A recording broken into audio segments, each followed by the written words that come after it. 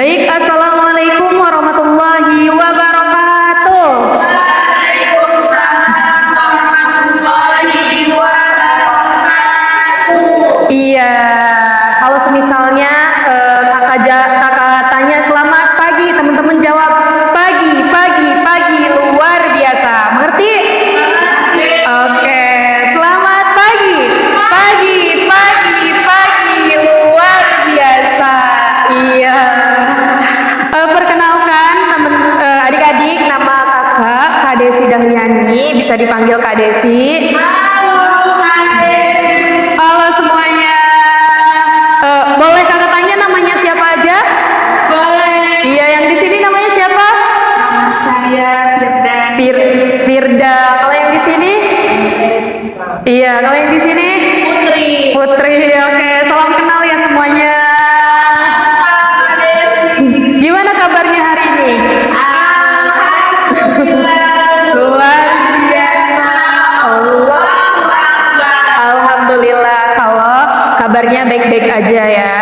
Jadi adik-adik semua, hari ini kita akan membahas tentang pramuka nih adik-adik. Mungkin pramuka ini sudah nggak asing lagi gitu ya. Udah tahu apa sih pramuka itu? Next. Nah, kita akan mulai dari definisi pramuka terlebih dahulu nih.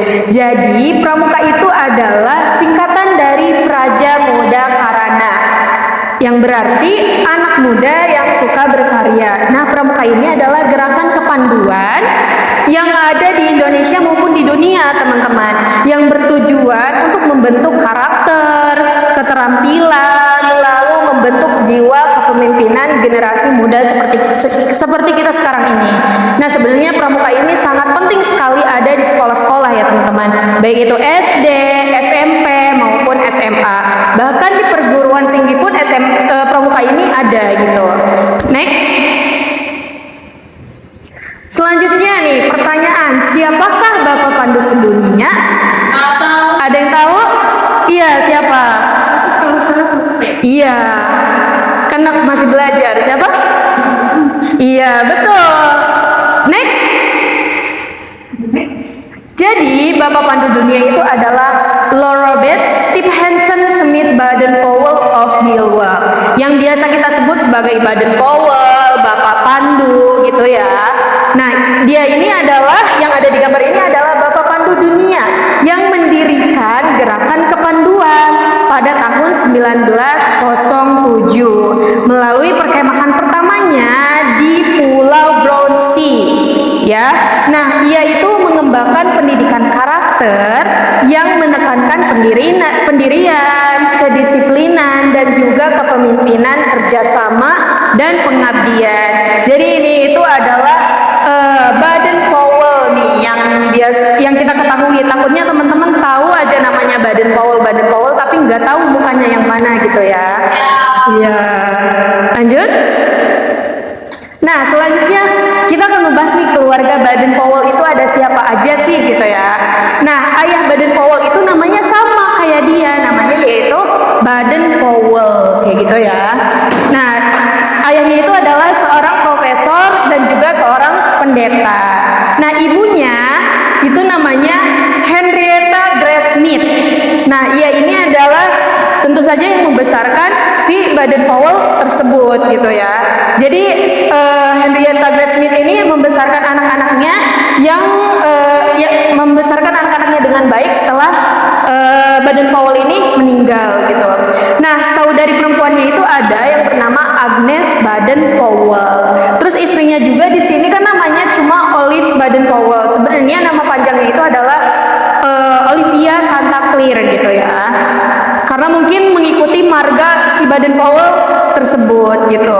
Nah, ia juga Olive ini menjadi tokoh penting kepanduan putri di dunia. Nah, Baden-Powell dan Olive ini memiliki 3 orang anak. Adik-adiknya itu ada Heather, Peter, dan Betty. Ada siapa? Peter, Betty. Iya, betul. Lanjut. Nah, selanjutnya ada lagunya nih supaya gampang hafal gitu ya. Kan kalau nginget-nginget bingung nih Baden-Powell lahirnya tanggal berapa gitu kan. lagunya kayak gini. Bapak pandu sedunia Robert Baden-Powell, dilahirkannya di kota London, tanggal 22 bulan Februari tahun 1857. Buku yang dikarangnya Scouting for Boys, maksud dari artinya anak didik rimba. Kayak gitu ya. Bisa apa ulang sekali lagi? Sekali lagi ya. Kita ulang. Nih, 1, 2, 3. Bapak pandu sedunia Robert Baden-Powell, dilahirkannya di kota London, tanggal 22 bulan Februari tahun 1857. Buku yang dikarangnya Scouting for Boys, maksud dari artinya anak didik rimba.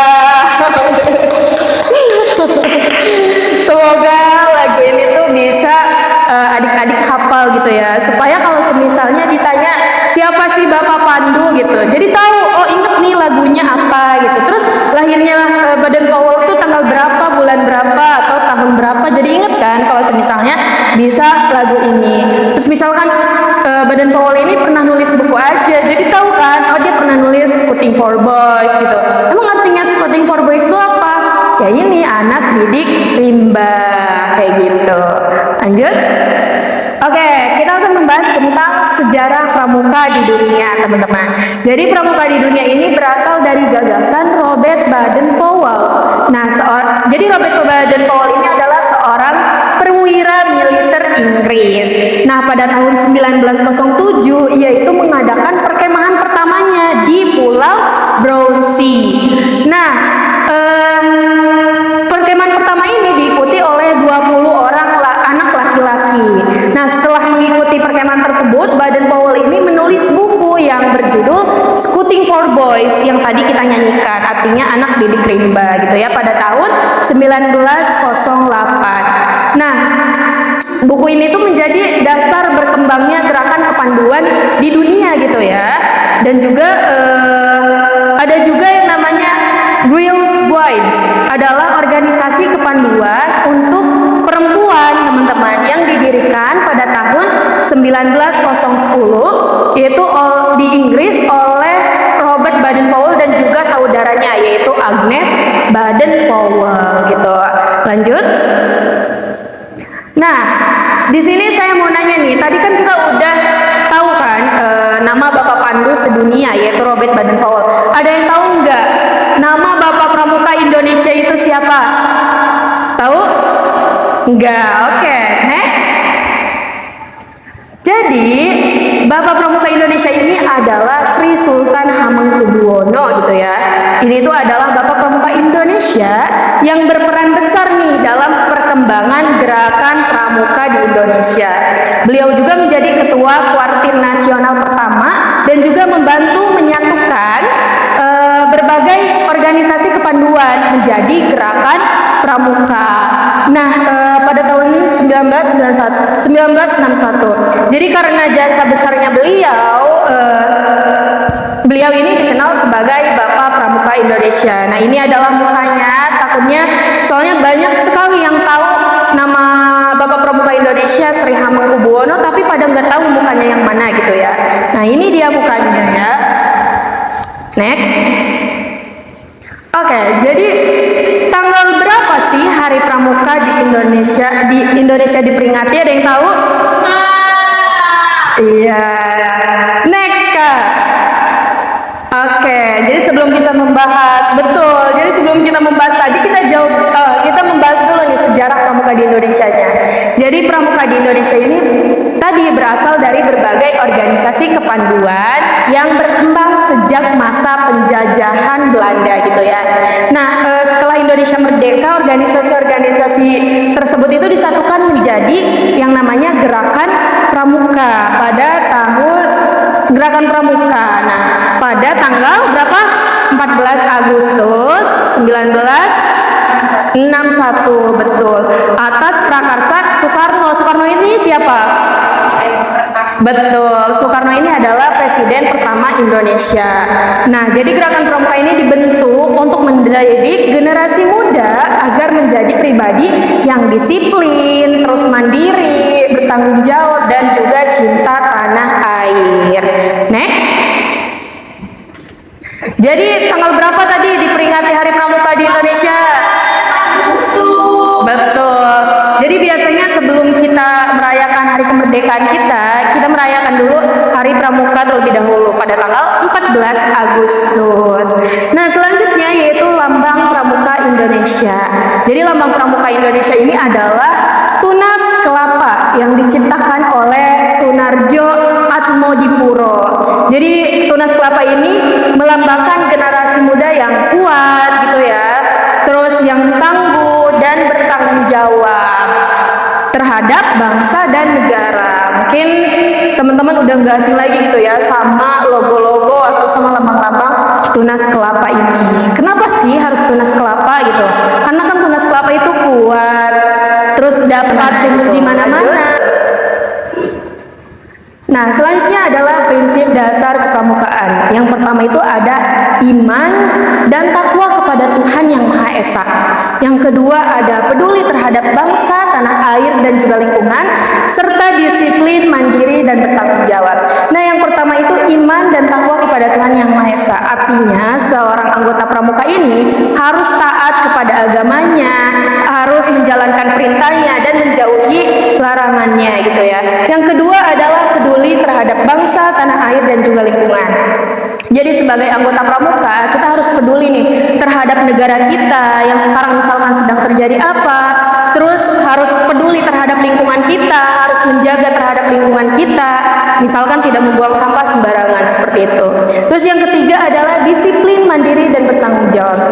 Artinya disiplin, kita harus nih mentaati waktu, mentaati aturan, lalu mandiri, kita nggak boleh nih seorang anggota pramuka ini tidak boleh bergantung kepada orang lain gitu. Kita harus bisa apa-apa sendiri.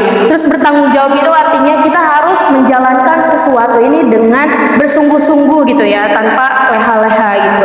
Selanjutnya, next. Nah, selanjutnya tingkatan dalam pramuka. Jadi ada 4 tingkatan dalam pramuka, teman-teman. Yang pertama ada siaga, yaitu dari umur berapa? 7 sampai 10 tahun. Biasanya kalau sekolah apa kalau 7 sampai 10 tahun? Betul, SD. Jadi siaga ini dari TK sampai SD kelas 1 atau kelas 2 gitu ya. Itu yang tingkatan siaga. Yang kedua adalah penggalang. Penggalang tuh dari umur berapa? 11 sampai 15 tahun. Biasanya masih sekolah apa kalau penggalang?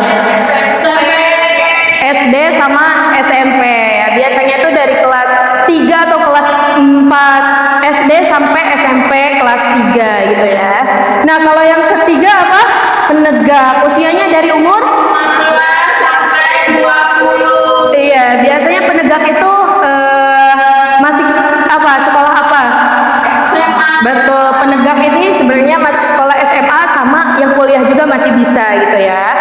Terus kalau yang terakhir ada pendega, yaitu di umur 21 sampai 25. Iya, biasanya pandega-pandega ini adalah orang-orang yang sudah berkuliah gitu ya, yang masih mengikuti pramuka. Sebenarnya ada satu lagi yaitu pramuka dewasa, yaitu dari umur 25 sampai atas gitu ya, sampai tua.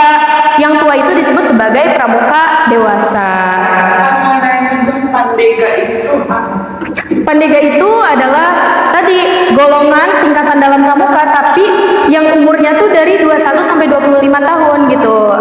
Jadi kalau misalnya dia umurnya udah 25 tahun, dia tuh nggak termasuk ke dalam pandega. Biasanya TKK-nya tuh warna coklat gitu loh di sininya. Kalau yang warna hijau tuh penegak, kalau yang warna coklat itu pandega kayak gitu. Lanjut. Nah, di sini ada kode kehormatan. Mungkin udah nggak asing lagi ya bagi teman-teman. Ada Dwi Satya dan ada Tri Satya. Kalau Dwi Satya ini adalah janji kepada ayah dan bunda gitu ya. Ini tuh Dwi Satya itu hanya untuk siaga. Jadi buat anak-anak TK sama anak SD. makanya isinya tuh kayak siaga berjanji akan bersungguh-sungguh. Isinya terus siaga berjanji akan menurut perintah ayah dan bunda. Makanya ini tuh termasuk ke dalam kode kehormatan anak siaga gitu. Nah kalau ini Trisatya itu adalah 3 janji. Trisatya ini digunakan oleh golongan penggalang, penegak, pendega sampai atas lainnya gitu ya. Isinya itu ini demi kehormatanku aku berjanji akan menjalankan kewajibanku terhadap Tuhan, Negara Kesatuan Republik Indonesia, mengamalkan Pancasila, menolong sesama hidup dan ikut serta membangun masyarakat, menepati dasa dharma gitu. Jadi kalau ini tuh 3 janji, janji kepada Tuhan, janji kepada masyarakat gitu ya. Lanjut. Nah, selanjutnya itu ada dasa dharma. Dasa dharma ini adalah 10 kebaikan gitu ya yang ada di dalam pramuka yang harus anggota pramuka ini ikuti dan taati gitu ya. Yang pertama adalah takwa kepada Tuhan yang Maha Esa. Jadi sebagai anggota pramuka kita harus taat dan patuh kepada Tuhan kita gitu ya. Yang kedua adalah cinta alam dan kasih sayang sesama manusia. Artinya seorang anggota pramuka ini harus tadi mencintai alam sekitar kita, yaitu dengan tidak membuang sampah gitu ya, yaitu dengan menanam pohon atau dan lainnya. Yang ketiga yaitu patriot yang sopan dan kesatria. Artinya seorang anggota pramuka ini harus sopan, harus setia gitu ya, harus sopan kepada yang sudah tua. Jangan kayak bandel atau gimana gitu ya. Yang keempat yaitu patuh dan suka bermusyawarah. Artinya anggota pramuka ini harus patuh terhadap aturan, terhadap ayah dan bunda, dan suka bermusyawarah gitu. Tidak egois, tidak mengambil keputusan sendiri lah. Artinya kita harus bermusyawarah. Dan yang kelima adalah rela menolong dan tabah. Artinya anggota pramuka ini harus saling menolong gitu ya. Yang keenam ada rajin, terampil, dan gembira. Terus artinya kita harus rajin. Anggota pramuka ini harus rajin, harus terampil juga dan juga gembira saat mengikuti kegiatan. Yang ketujuh yaitu hemat, cermat, dan bersahaja. Seorang anggota pramuka harus hemat dalam arti bukan pelit ke diri sendiri ya, tapi kita harus menabung gitu, harus belajar menabung untuk masa depan kita. Yang kedelapan yaitu disiplin, berani, dan juga setia. Artinya seorang pramuka ini harus disiplin terhadap waktu, terhadap aturan, berani mengambil keputusan, dan setia. Setianya bukan cuma ke pasangan aja, tapi juga ke negara gitu ya, ke teman. Jadi jangan setia gitu. Yang kesembilan adalah bertanggung jawab dan dapat dipercaya. Artinya seorang pramuka ini, anggota pramuka ini harus bertanggung jawab jika dikasih amanah, jika dikasih kita harus mengemban amanah tersebut dan bertanggung jawab gitu. Kalau kita bertanggung jawab kan kita bisa dipercaya. Yang ke-10 adalah suci dalam pikiran, perkataan, dan perbuatan. Artinya kita tidak boleh nih, seorang anggota pramuka ini tidak boleh berpikir negatif. Jadi pikirlah hal-hal yang positif juga. Mau itu ucapkan yang positif, dan perbuatan juga lakukan perbuatan yang positif. Lanjut. Nah, jadi kegiatan dalam pramuka itu ada banyak teman-teman. Ada perkemahan, ada latihan baris berbaris atau PBB, ada penjelajahan dan survival, ada pertolongan pertama. Jadi bukan cuma di PMR aja gitu ya yang ada pertolongan pertama, tapi di pramuka juga ada. Terus ada teknik tali temali yang biasa kita gunakan buat kehidupan sehari juga sangat berguna gitu ya. Dan juga ada upacara dan pelantikan, dan ada bakti sosial kepada masyarakat gitu. Lanjut. Nah, jadi di pramuka ini ada metode kepramukaan. Metode kepramukaan ini adalah cara pendidikan yang digunakan dalam kegiatan pramuka gitu ya. Nah, agar si peserta didik ini dapat belajar, berkembang, terus dan membentuk karakter secara menyenangkan dan bertanggung jawab gitu. Jadi metode kepramukaan ini sangat penting sekali untuk kita ketahui, teman-teman. Lanjut. Nah, di sini metode kepramukaan itu ada banyak, yaitu yang pertama ada pengamalan kode kehormatan pramuka, yaitu yang tadi kode kehormatan itu ada Trisatya dan juga dasa dharma. Terus ada belajar sambil melakukan, artinya kita belajar nih, tapi juga kita melakukan hal tersebut gitu. Jadi bukan cuma teori di dalam pramuka tuh, tetapi dilakukan secara langsung. Terus sistemnya berkelompok. Jadi di dalam pramuka itu nggak ada yang namanya individu gitu ya, nggak ada yang namanya sendiri-sendiri, tapi kita bareng-bareng, sama-sama secara berkelompok. Nah, kegiatannya yang menantang dan mengandung pendidikan. Jadi di dalam pramuka ini kegiatannya semuanya memang menantang, tetapi tetap mengandung pendidikan-pendidikan gitu ya. Terus kegiatannya di alam terbuka. Mungkin seringkali teman-teman lihat kayak ada pelantikan, terus tadi kayak survival itu kan kegiatannya di alam terbuka. Terus kehadiran orang dewasa yang memberikan bimbingan dan dukungan. Jadi tetap ya dalam kegiatan semuanya harus ada orang dewasa yang memberikan bimbingan dan juga dukungan. Nah, yang selanjutnya itu penghargaan berupa tanda kecakapan. Jadi setelah teman-teman melakukan ini semua, teman-teman akan diberikan tanda kecakapan. Itu berupa banyak ya, ada SKU, TKK yang seperti itu. Terus satuan terpisah antara putra dan putri. Jadi dalam pramuka itu nggak disatuin cewek cowok tuh, tapi dipisah putra-putra, putri-putri kayak gitu ya. Terus dan kiasan dasar. Lanjut. Nah, ada lagunya metode kepramukaan ini supaya kita gampang hafal teman-teman. Yaitu lagunya Kode Kehormatan Belajar Melakukan Sistem Berkelompok Menarik dan Menantang di alam terbuka hadir orang dewasa tanda kecakapan satuan terpisah dan kiasan dasar kayak gitu. Bisa nggak? Tuh nada apa ya, lupa gitu. Tapi lagunya kayak gitu. Ulangi ya nih. Iya, merampar pisang bener. Kita nyanyiin ya bareng-bareng. Teman-teman 1, 2, 3. Kode kehormatan belajar melakukan sistem berkelompok menarik dan menantang di alam terbuka hadir orang dewasa tanda cakapan satuan terpisah dan kiasan dasar gitu. Iya. Jadi supaya kita gampang mengingat metode kepramukaan ini tuh ada apa aja, cukup hafalkan aja nih lagu metode kepramukaan gitu ya. Apalagi buat teman-teman yang nantinya takutnya menjadi pembina atau pelatih gitu. Next. Nah, manfaat bergabung dengan pramuka. Banyak sekali ya manfaatnya, yaitu melatih kedisiplinan dan kepemimpinan, membentuk jiwa sosial dan gotong royong, mengajarkan kemandirian dan keterampilan hidup, serta menumbuhkan rasa cinta tanah air. Manfaat bergabung pramuka ini sangat banyak sekali gitu ya teman-teman. Jangan disangka pramuka ini hanya panas-panasan, takut belang gitu ya, atau capek nantinya dikolapin atau disuruh lari-lari. Enggak teman-teman, di pramuka itu bukan cuma itu aja gitu, tapi kita tuh dilatih kedisiplinannya, jiwa sosialnya, gotong royong kayak gitu, kemandiriannya, dan juga menumbuhkan rasa kekeluargaan kita. Lanjut. Nah, ini adalah poin yang sangat seru sekali menurut saya dari pramuka, itu adalah mengenal sandi-sandi di dalam pramuka. Ada yang tahu sandi pramuka itu ada apa aja?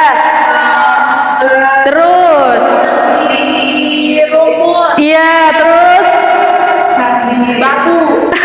enggak. Iya, jadi itu ya teman-teman, ada sandi morse, sandi rumput, sandi kotak, ada kotak 1, kotak 2, terus sandi angka, ya, dan masih banyak lagi, banyak banget. Sandi jam, mungkin baru dengar kali ya teman-teman, ada sandi jam gitu. Soalnya yang kita tahu tuh paling sandi morse, sandi semapur kayak gitu. Next. Nah, jadi apa itu sandi gitu ya? Sandi ini adalah, dalam pramuka ini adalah kode atau tulisan gitu ya. Tulisan rahasia yang digunakan untuk melatih kecerdasan, keterampilan, terus ketelitian dan kerjasama antar anggota pramuka. Nah, beberapa sandi yang sering digunakan itu ada banyak banget yang tadi sudah kita sebutkan. Ada sandi semapur, ada morse, ada rumput, ada sandi jam, dan masih banyak lagi, sandi AND gitu, banyak banget. Next. Kalau yang pakai fluid itu sandi apa? Itu sandi semapur biasanya kan. Kalau enggak sandi morse, karena kalau pit gitu kan itu titik, kalau prit gitu itu strip. Kalau iya, jadi kalau pendek titik, strip panjang gitu ya. Next. Nah, ini adalah fungsi sandi-sandi. Jadi ada banyak sekali fungsi sandi-sandi, kakak-kakak.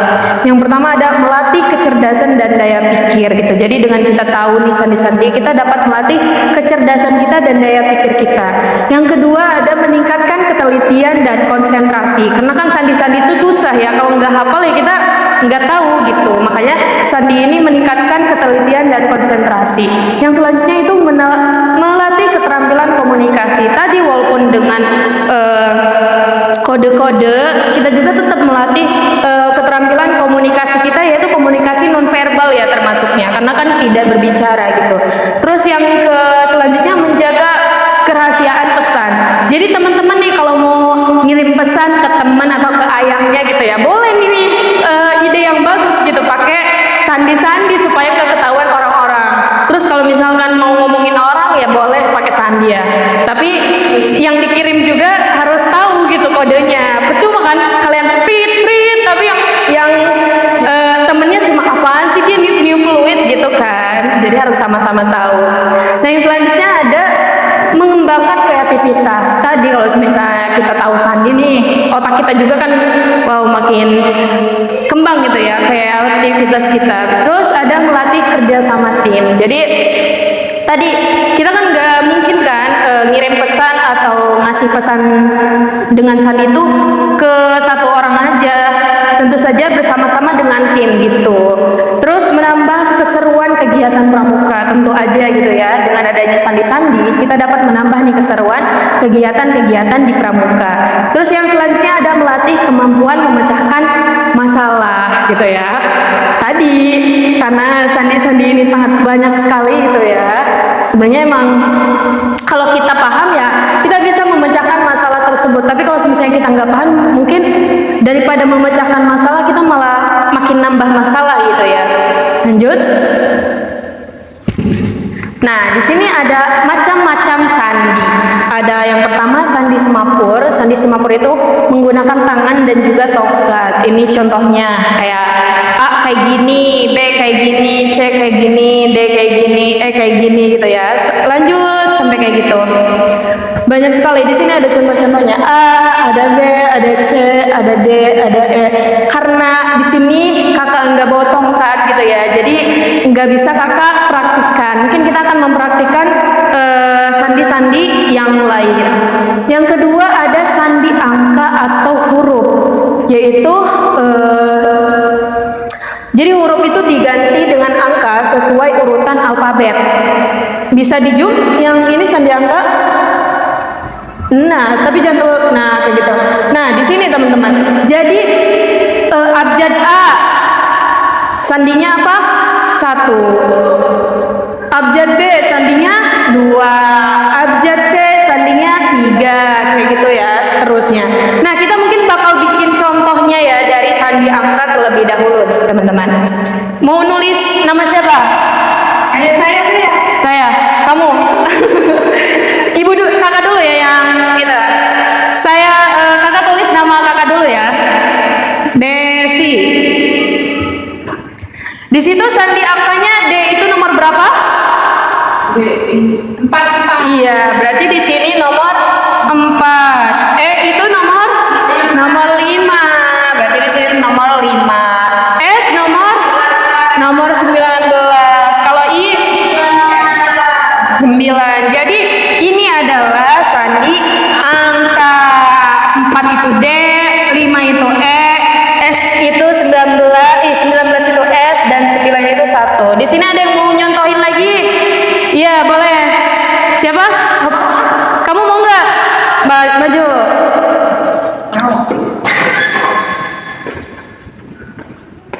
Silakan, contohkan. Siapa ya? Ayo, boleh nama apa aja? Nama hewan boleh. Nama saya aja. Iya, boleh. Oke. Sandinya, sandi angkanya F itu 6. I itu 9. R 18. D itu 4. Dan A itu nomor 1. Iya, jadi kayak gitu. Paham tentang sandi angka?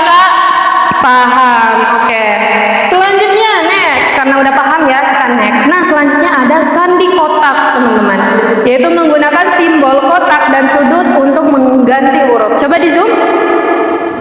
Sandi kotak ini sebenarnya ada banyak, ada sandi kotak 1, sandi kotak 2, dan perasaan ada sandi kotak 3, cuma nggak tahu ya, saya lupa. Di sini kita akan belajar tentang sandi kotak dulu nih.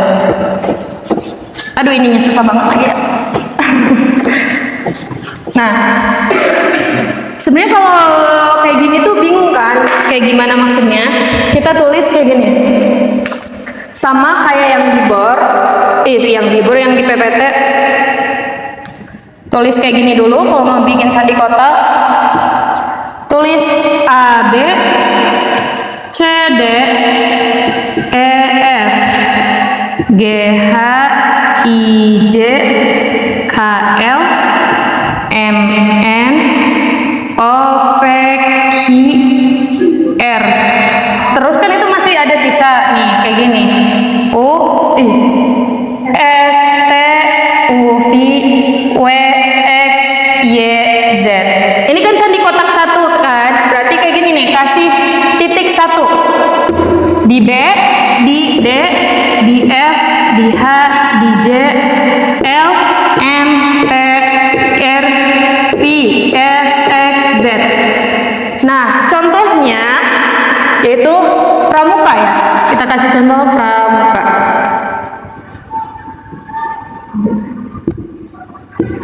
Coba P-nya yang mana? P-nya ini kan. Berarti kayak gini. Set kayak gitu. Pakai titik enggak? Iya. R-nya kayak gini kan? Pakai titik enggak? Iya. A-nya pakai titik enggak? M-nya mana M? Ini pakai titik enggak? U-nya mana U? Pakai titik enggak? Oke, K-nya mana? Ini ya. Pakai titik enggak? Kalau A-nya sama kayak ini, enggak pakai titik. Jadi kayak gitu. Ini untuk sandi kotak 1, beda lagi sama sandi kotak 2, titiknya ada 2 gitu. Misalkan kayak gini nih. Kayak gitu. Bisa? Ada yang mau nyoba? Sipa katanya mau nyoba. Sipa mau nyoba nggak sih, Pak? Ya, jadi intinya sandi kotak itu kayak gini ya. Nah, kita lanjut ke sandi selanjutnya, yaitu ada sandi rumput. Sandi rumput. Nah, sandi rumput ini ke atas dulu. Menggunakan garis-garis yang menyerupai rumput gitu. Ternyata rumput juga bisa dijadiin sandi gitu guys. Jadi yang ngegambar ada rumputnya itu belum tentu dia emang beneran ngegambar rumput, bisa aja itu ngegambar sandi gitu ya. Nah, sebenarnya kalau ngelihat kayak gini tuh agak bingung sandi rumput tuh. Sandi rumput itu di nyatunya tuh kayak sandi Morse gitu ya. Nanti kita jawab sandi Morse dulu. Lanjut. Kita ngejelasin sandi rumput kesamaan sandi Morse. Nah, kita mulai dari sandi Morse dulu nih Kak. Jadi sandi Morse ini sandi yang menggunakan titik dan juga garis. Tuh ada, kalau A itu titik strip, kalau B itu strip titik gitu ya. Kalau C itu strip titik. Nah, mungkin ini tuh sudah pernah dihafalkan gitu ya, udah sering banget dihafalkan.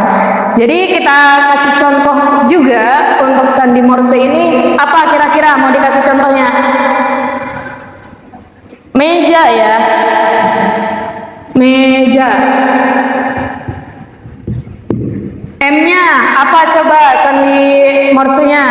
Garis 2. Iya. Strip disebutnya, bukan garis ya. Strip berapa?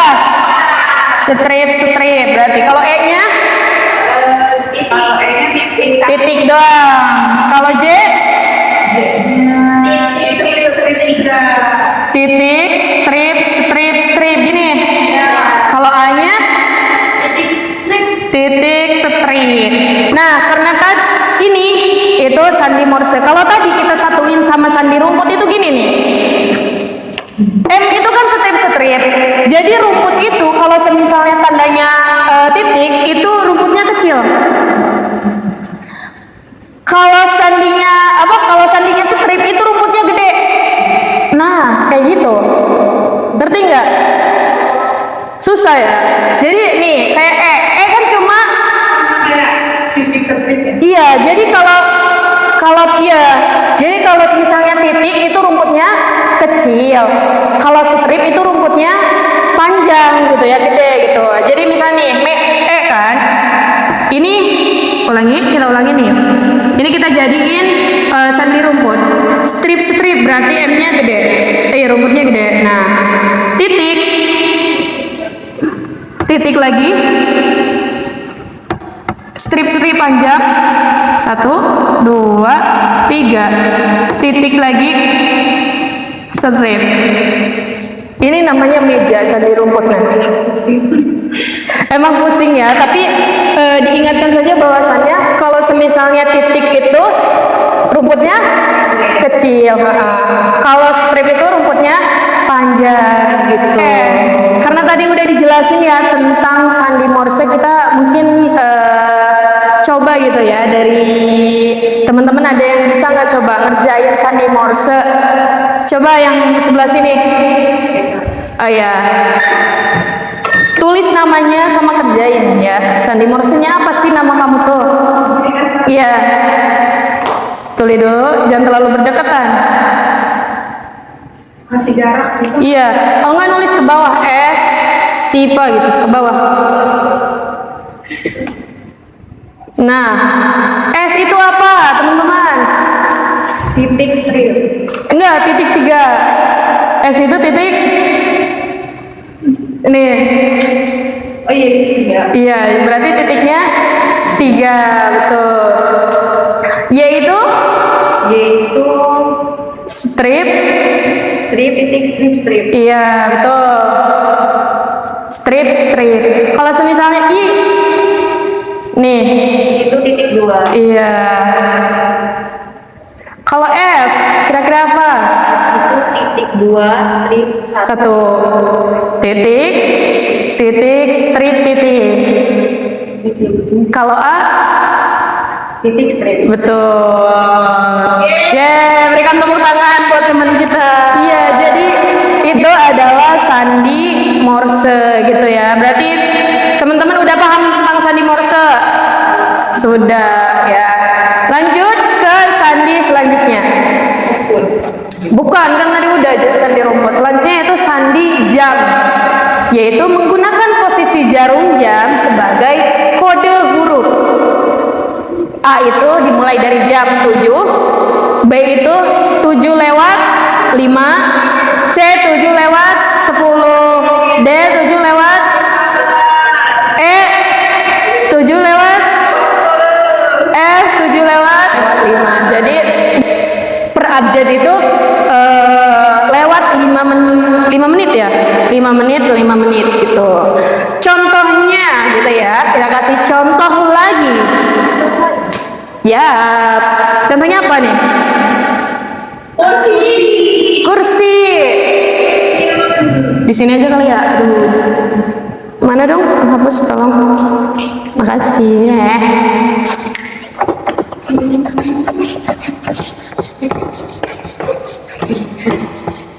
Kita mulai dari kursi. SI. K itu apa?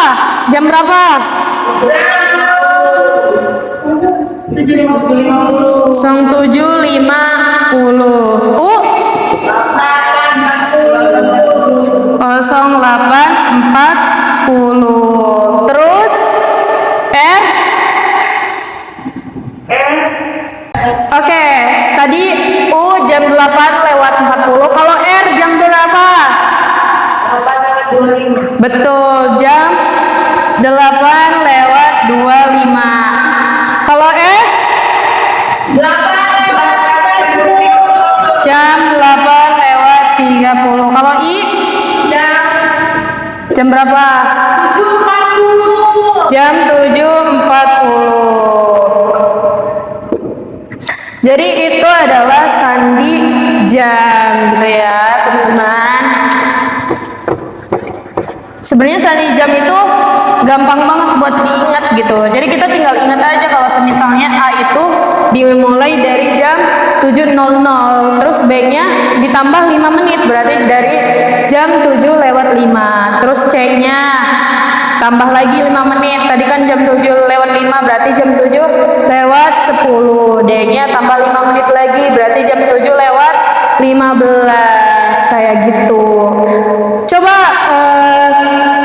Nabisa bisa ini enggak? Bisa kasih contoh soal nggak? Boleh.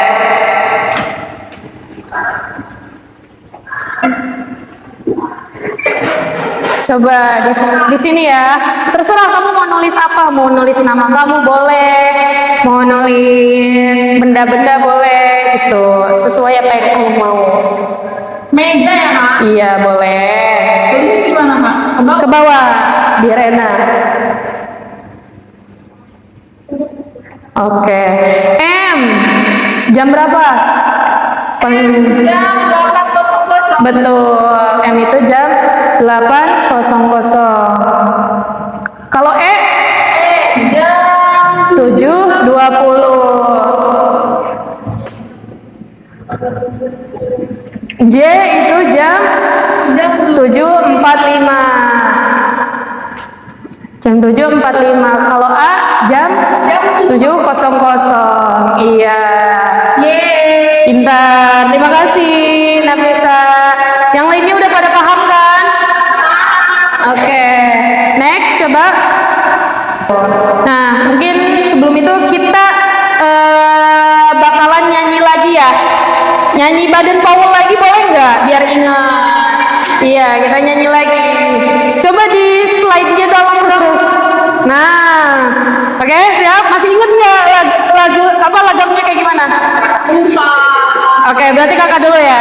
Iya, gini. 1, 2, 3. Bapak pandu sedunia Robert Baden Powell dilahirkannya di kota London tanggal 22 bulan Februari tahun 1857. Buku yang dikarangnya Sekuting for Boys, maksud dari artinya anak didik rimba, kayak gitu ya. Ayo 1, 2, 3. Bapak pandu sedunia Robert Baden Powell dilahirkannya di kota London tanggal 22 bulan Februari tahun 1857. Buku yang dikarangnya Sekuting for Boys, maksud dari artinya anak didik rimba. Dia udah pada hafal kayaknya nih ya. Siap untuk mengajar anak-anak TK. Kita lanjut ke yang satu lagi nih, metode kepramukaan. Ini kode kehormatan, apa lagi? Belajar melakukan sistem berkelompok, menarik dan menantang gitu. Menantang ya, menarik dan menantang. Saat apa di alam terbuka hadir orang dewasa, tanda kecakapan, satuan terpisah dan kiasan dasar. Sekali lagi ya, sekali lagi.